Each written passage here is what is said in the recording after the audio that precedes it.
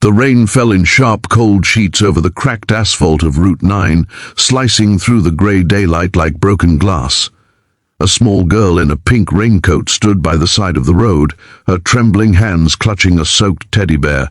Her cheeks were streaked with tears and rainwater as she cried out, her voice shaking through the roar of engines passing by. "Please, those men won't let my mummy in the hospital!" she screamed, waving desperately at a group of bikers pulling into the gas station nearby.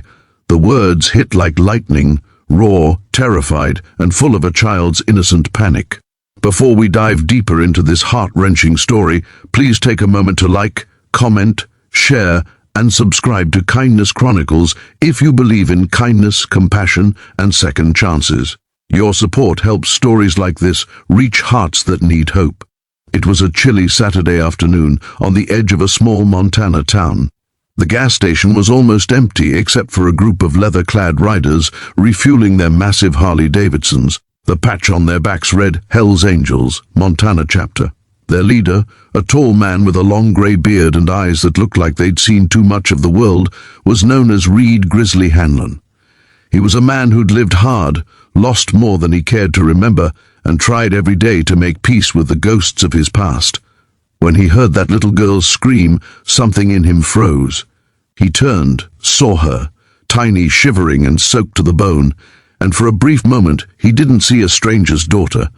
He saw his own girl, the one he hadn't spoken to in 6 years, the one who used to wait by the window for him to come home before prison took everything away. "Kid, what did you say?" he asked, kneeling down, his deep voice softening. The girl sniffled, hugging her teddy tighter. "My mommy's sick. She can't get into the hospital. The men there said she can't come in because we don't have no money. She's outside on the ground. Please help her." Grizzly looked over at his crew, rough, scarred men with tattoos crawling up their arms and faces, men who had seen and done things that left stains on their souls. Yet, as they looked at that crying child, not one of them turned away. Without another word, Grizzly stood, his heavy boots splashing through the puddles. "Mount up," he said simply. "We're going to the hospital." The engines roared to life, shaking the air, a thunderous choir of steel and loyalty. The girl, whose name they learned was Nora, climbed into the sidecar of Grizzly's bike, clutching her teddy and staring at the endless blur of road ahead. The rain fell harder as they rode, passing through small-town streets, until the white building of St. Margaret's Community Hospital appeared through the mist. Outside the emergency entrance, a woman in her late 20s sat slumped against the wall, one arm wrapped around her stomach, her other hand clutching her phone. Her skin was pale, her breathing shallow. 2 security guards stood between her and the sliding doors, their arms crossed. "I told you, miss," one said coldly. "You can't come in without insurance verification. We're not allowed to admit walk-ins without financial clearance, unless it's a life-or-death emergency." Grizzly's bike screeched to a halt right there on the curb. The other angels surrounded the entrance, engines still growling low, the air thick with the smell of gasoline and rain. Nora jumped out of the sidecar and ran to her mother, sobbing, "Mommy, I brought help!" The guard stiffened as Grizzly walked forward, water dripping from his beard.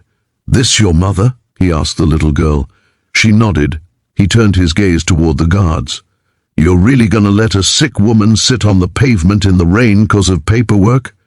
The younger guard hesitated. "Sir, it's policy." Grizzly stepped closer. "Policy doesn't mean a damn thing when someone's dying." The guards looked uneasy, the roar of engines behind. Grizzly grew louder as more bikes pulled up. Word had spread fast through the chapter's radio line. A dozen riders now stood behind him, silent but unyielding.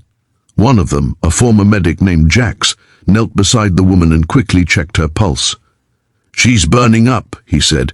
"High fever, dehydration, and she's got a nasty cough. She needs fluids now." When the guard still didn't move, Grizzly exhaled slowly. "I'll tell you what, we'll handle the bill."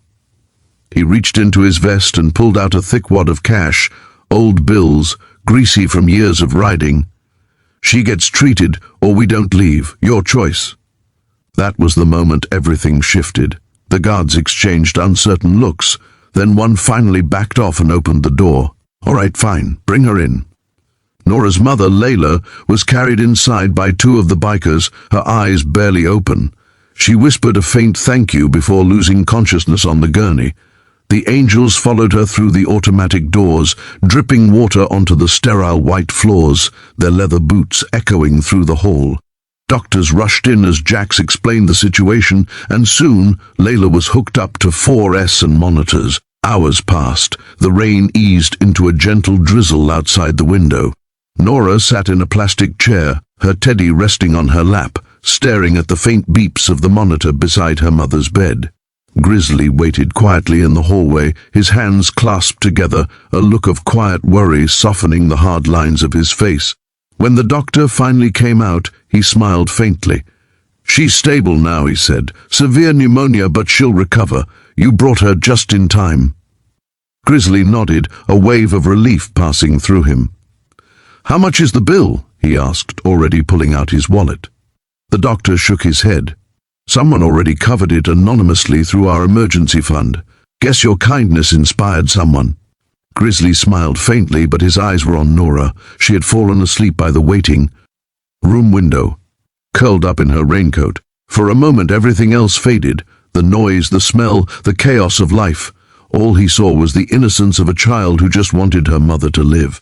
Later, as dusk fell, Layla woke up.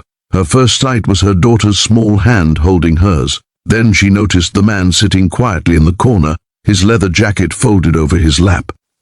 "You helped us?" she whispered, her voice weak but full of emotion. Grizzly nodded. "Your little girl's the real hero. She didn't give up." Layla's eyes welled up with tears. "I don't know how to thank you. You already did," he said. "You raised a fighter."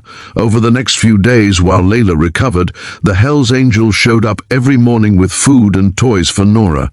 They fixed Layla's broken car, paid off her overdue rent, and made sure she never had to worry about hospital bills again. People in town who once crossed the street when they saw the bikers now began to smile, to wave, to nod in quiet respect.